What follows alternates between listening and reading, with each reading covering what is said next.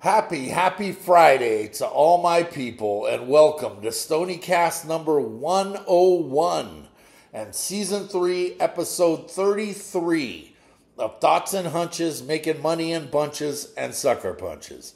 It's your boy Stony back for the 101st time, and I'd like to welcome all of my fellow hustlers, scumbags, lowlifes, hoodlums, cheats, altar boys with unhealthy relationships with their priest, foul-mouthed, raging alcoholics with abusive language, fienders, degenerates. Hey, if you're new to the show, you probably fit into one or more of those categories, so welcome.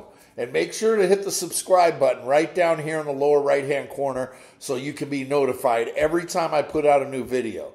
To spread the word is very easy also. Just tell other scumbags to go to YouTube and enter hashtag STONIE'S winners. That's STONIE, not STONEY, just like it says right down here in the bottom left next to my picture. That'll take you directly to my page. Now, before we get to the picks, I have some thoughts and a couple programming notes. Well, must-see TV continues. The Final Four is tomorrow, and this version of the Final Four is just like all the others. Riveting and exciting. I don't want to hear any bullshit about the lack of blue bloods and nobody wants to watch.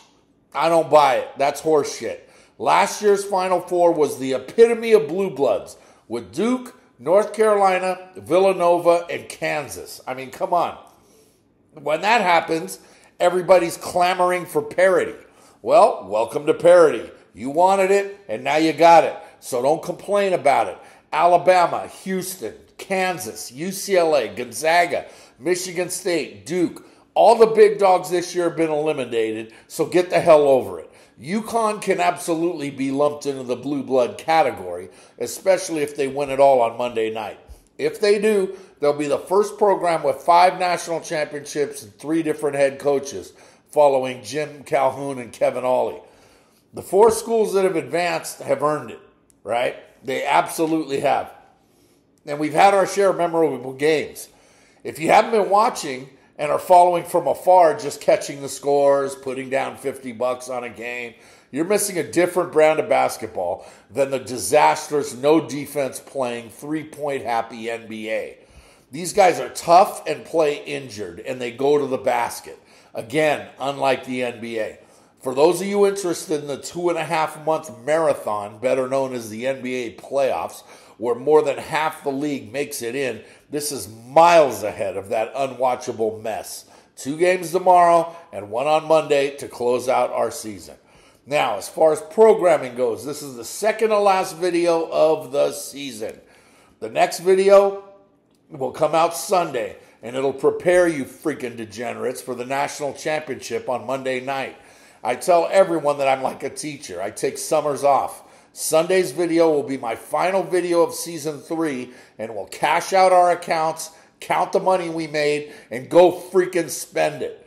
I'll be back in late August with episode 1 of season 4, as NCAA football will be the first to get Stoney's treatment.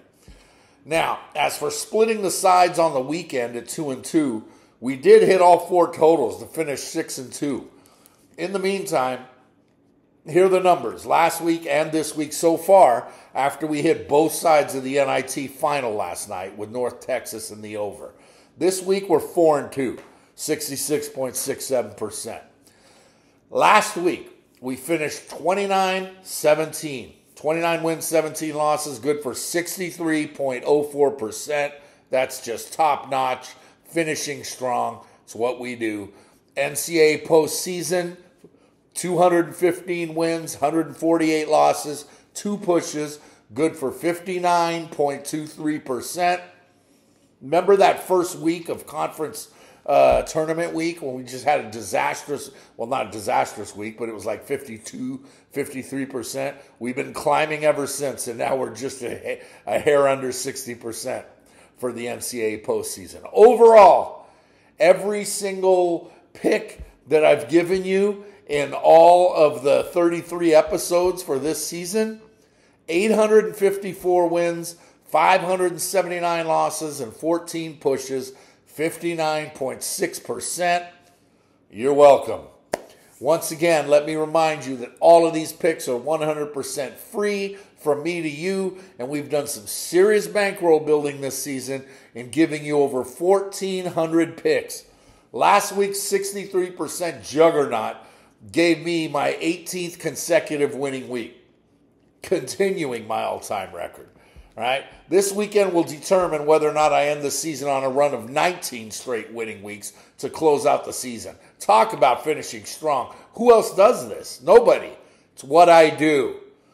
So with all that said, let's get to tomorrow's Final Four matchups in Houston, Texas. The first national semifinal tips at 6:09 Eastern, and it's San Diego State as a 2.5-point favorite over Florida Atlantic, and the total is set at 131.5. San Diego State won the South region from the 5 seed, and in their impressive run, they've taken out 12th-seeded College of Charleston, 13th-seeded Furman, top-seeded Alabama, and number 6 Creighton. The formula for the Aztecs' success sounds simple, but it's tough. Relentless defense that forces turnovers and attack the glass on both offense and defense. That's it. Give away nothing for free. Head coach Brian Dutcher spent 27 years as an assistant coach to Steve Fisher. First at Michigan, where Dutcher played a central role in recruiting the Fab Five back in '92, and he finally took over when Fisher retired from San Diego State in 2017. Just 3 years ago, the Aztecs started the season 26-0 and were a top 5 team when COVID-19 hit during conference tournament week, canceling the 2020 postseason. This year's squad is 31-6 after winning both the Mountain West regular season and conference tournament titles. Matt Bradley's the Aztecs' leading scorer, but if you've seen SDSU, you'll know that scoring doesn't mean that much. Bradley's the only Aztec to average in double figures, as SDSU was ranked 170th in scoring this year, but its defense was ranked 21st. And when you got guys like Nathan Mensah, Laydon Lede, and Keyshawn Johnson attacking the glass, it makes it very difficult for opponents to get their buckets. Now, Florida Atlantic, on the other hand, they won the East region from the 9 seed after an impressive run that saw the Owls take out 8 seed Memphis, 16th seeded Fairleigh Dickinson, 4 seed Tennessee, and 3 seed Kansas State to reach Houston. FAU could beat you in the 60s or the 70s, as they've won twice each in this tournament. They like to get the ball out, push tempo, and shoot the 3 ball. Head coach Dusty May has traveled from Indiana to Eastern Michigan to Murray State to UAB and to Florida, all in assistant roles until being named head coach in Orlando back in 2018. While this is his first trip to the tournament as a head coach, and like San Diego State, this is FAU's first trip to the Final Four, the Owls sit at 35-3 after winning Conference USA's regular season and postseason tournament titles. You don't win 35 games by accident, right? It just doesn't happen, not in this day and age with parity. And it's John L. Davis, Elijah Martin, and big man Vladislav Golden that lead the way for the offense. With all that being said, though, this tournament so far from what I've seen has come down to bench production, and which teams are not only deeper, but get production from their, quote, next 5. In this one, it's clearly San Diego State. FAU has been doubted too many times, and I'm afraid of going against them here. But the Aztecs' defense is absolutely stifling.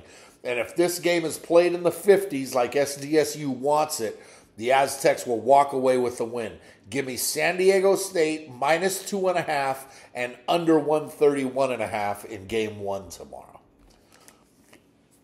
National semifinal Game 2 will tip about a half hour after the first one ends, and right now it's scheduled for 8:49 Eastern, and it's Connecticut that's a 5.5-point favorite over Miami, with the total set at 149.5.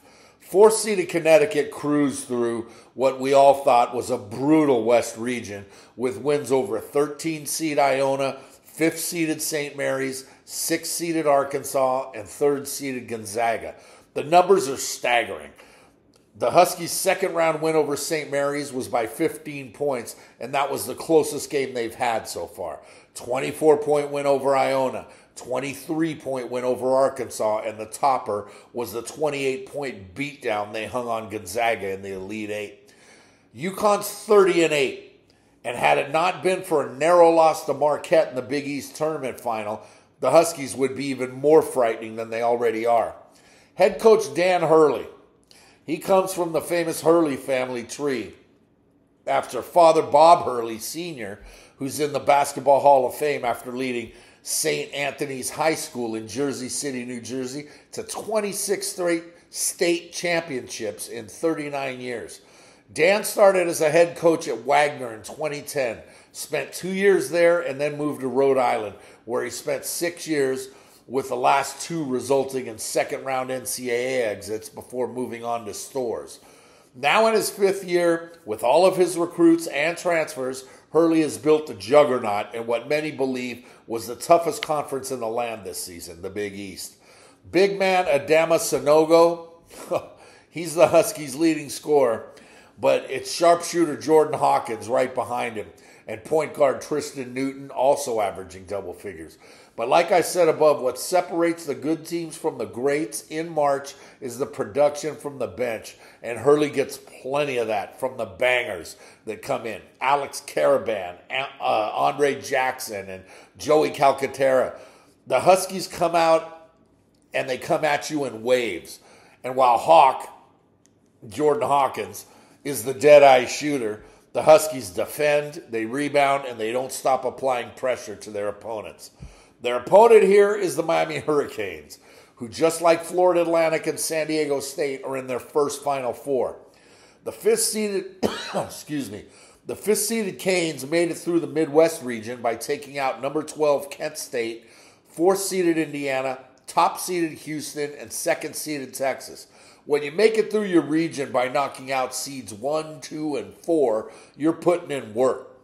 73-year-old head coach Jim Larrañaga is like the fountain of youth. He's showing no signs of slowing down, and this dude's been around. He started head coaching in 1977, almost 50 years ago. He led American International College for 3 seasons, spent 11 seasons at Bowling Green State, and 14 seasons at George Mason, where he famously took Mason to the 2006 Final Four. He's now been in South Florida for 12 years, and after guiding the Canes to their best ever Elite Eight finish last season, now has his boys 2 wins away from the biggest prize in college hoops. Everything the Canes do starts with their backcourt, which has been called by many, including me, the best in the nation. ACC Player of the Year Isaiah Wong leads the way, with Jordan Miller, Nigel Pack, and big man Norchid Omir. Wooger Poplar and Bensley Joseph, right? These guys, I mean, they're a lot like Connecticut. They come out at you in waves as well, but they're not as deep. They had some pop for the Canes that really only go about 8 deep. With stars like Wong, Miller, and Pack capable of going off, this is what gives Miami a puncher's chance to slay Goliath. I finally jumped on board with UConn in the Sweet 16 after doubting them pretty much all season, and I like them to get the win here, but at 5.5, I truly have no choice but to take the Canes. A flyer on Miami on the money line wouldn't be too brutal either, but I'll take the points and roll with Larrañaga and Miami. Give me game 2, give me Miami plus 5.5 and under 149.5. So both games go under. Favorite in game 1, dog in game 2. So that's all you get. Both sides and both totals of the Final Four gives you only 4 plays, with 2 more coming in Monday night's national championship game. The video for that game, like I said earlier, will be posted on Sunday, so make sure to check back. Until then, make sure you remember that if you want to win big, you got to bet big. You can't go broke taking a profit. Scared money don't make money. For me, the action is the juice. There's money on the streets that can't be ignored. And finally, good luck to you.